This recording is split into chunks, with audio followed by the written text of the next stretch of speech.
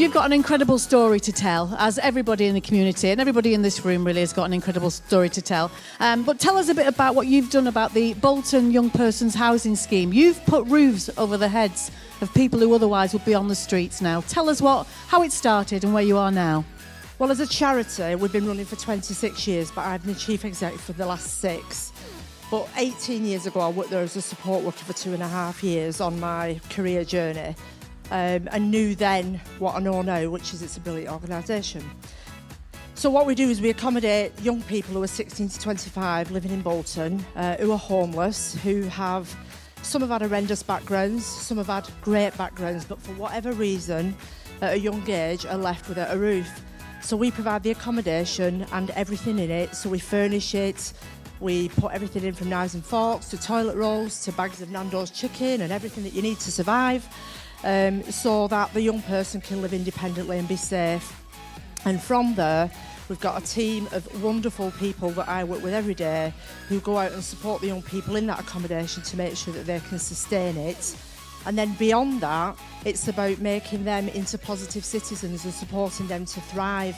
You know, we don't want to just warehouse young people and think, well, you know, you come into the sausage factory at this end and you're out and we're done.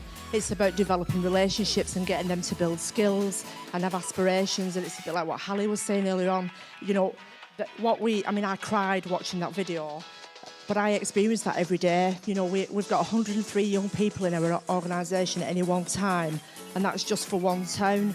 And when I took over as the director in 2012, we had 33 units, and we've got 103 now.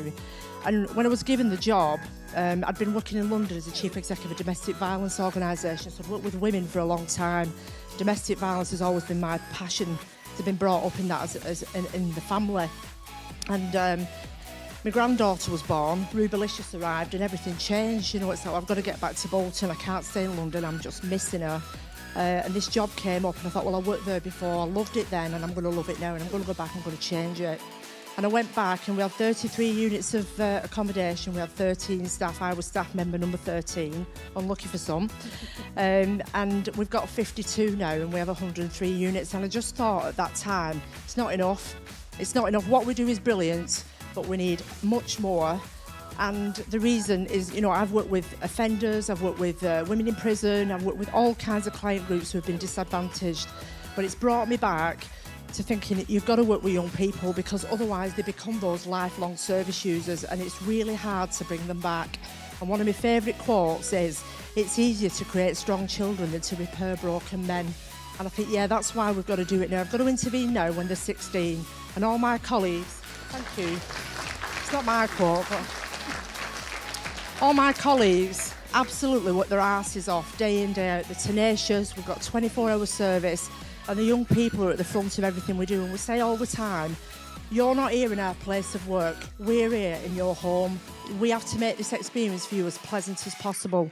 And if that means teaching you how to do DJing or gardening or cooking or, you know, budgeting or showing you how to, you know, open a bank account. We do all sorts of stuff, but they've been out kayaking this week and they wrote me into some right shit, I'll tell you.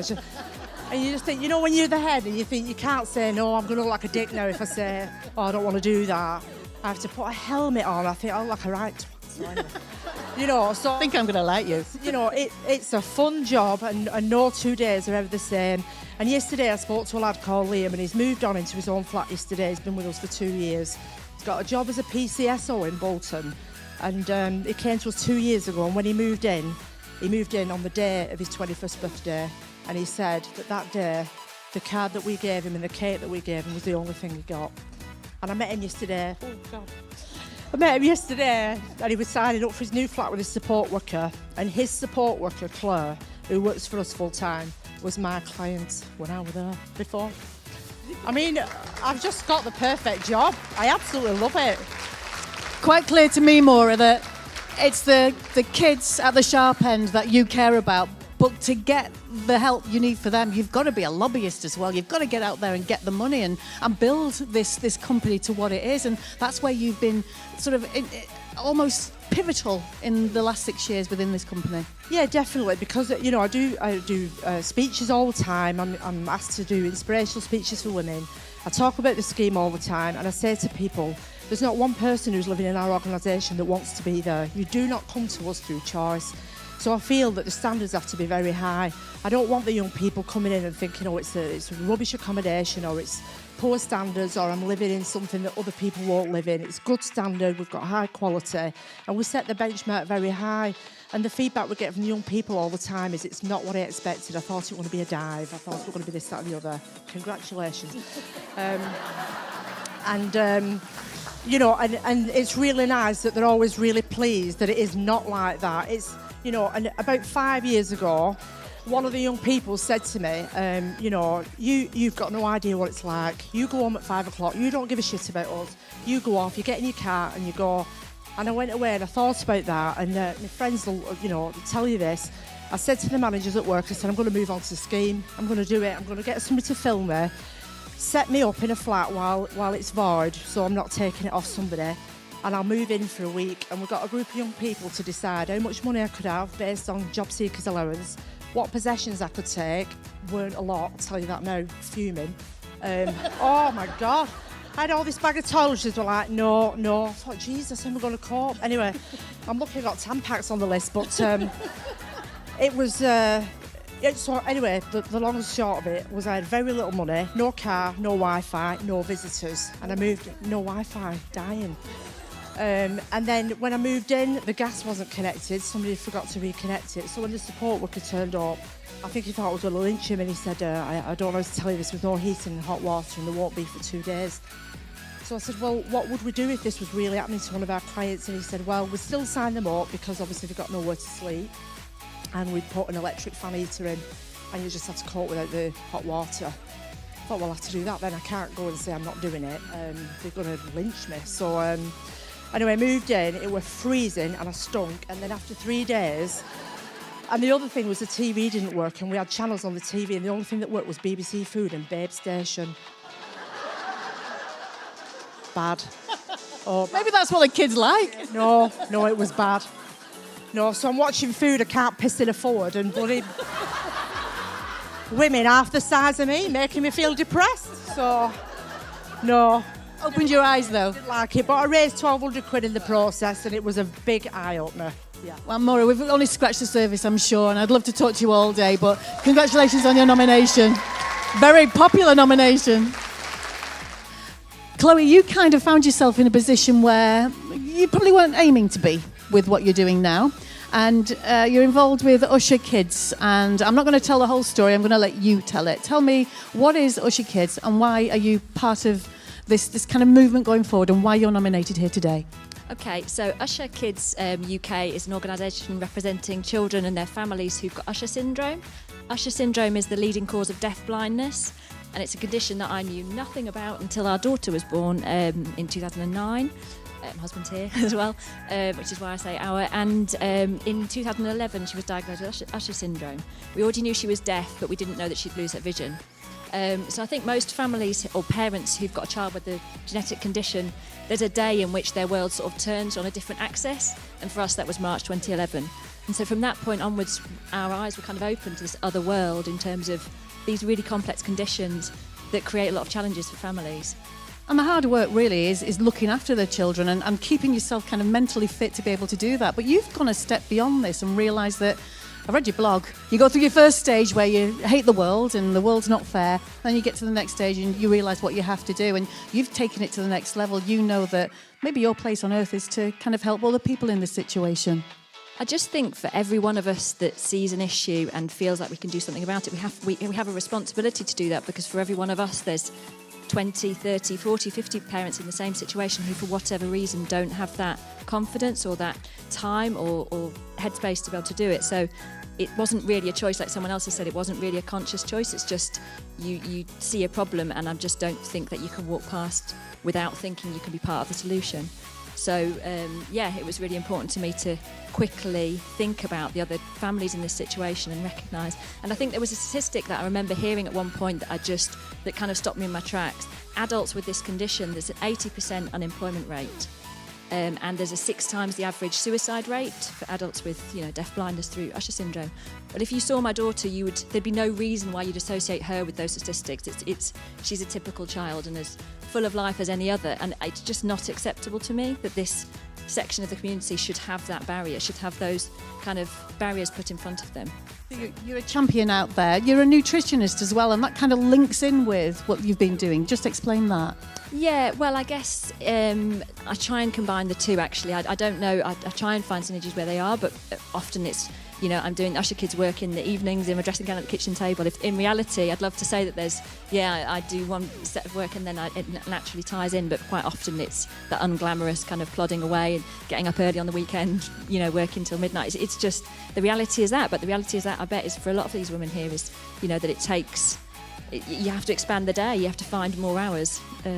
How has your life changed then now from the path you thought you were on to where you are and what you want to achieve beyond that? I think it's a privilege, really, that once you do open your eyes to these different scenarios, you see the most amazing traits in people and the most amazing kind of...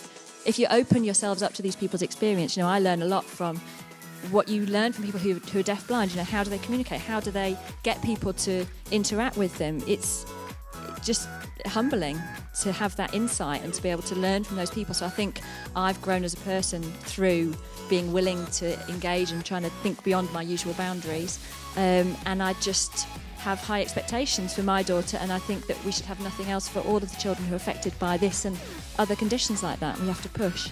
Awareness is the thing, isn't it? Is the key, and that's one of the things that drives you now, is making sure that the awareness out there helps children who are born in this condition. But as you just said, the people who grow into adults, and the suicide rate is appalling, and you can make a difference there. Yeah, and we have to do it.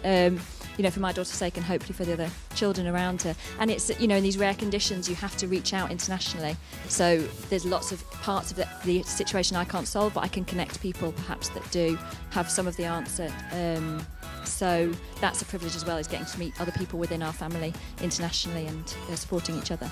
Well, it's lovely to meet the woman behind the smiley face on the website as well. Congratulations on your nomination.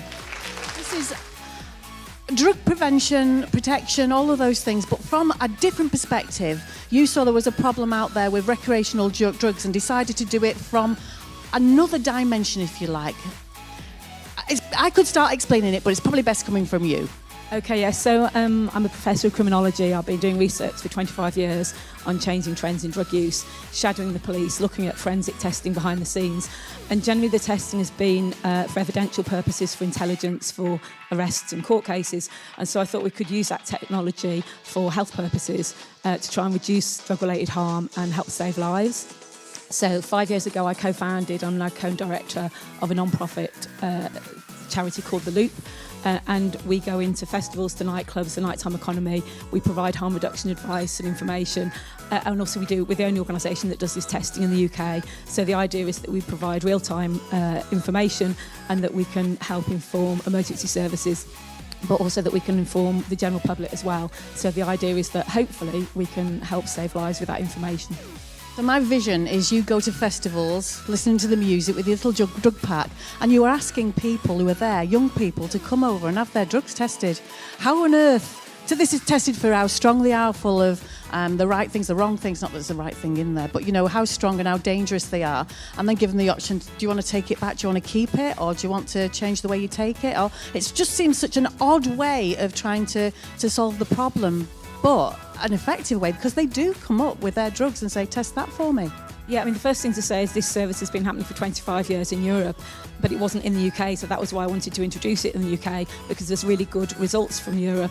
But the idea is that we identify contaminants, adulterants, the dangerous drugs in circulation, because nobody knows what's happening, nobody knows what's in circulation. And at the moment in the UK, we've got the highest drug-related death rate that we've ever had.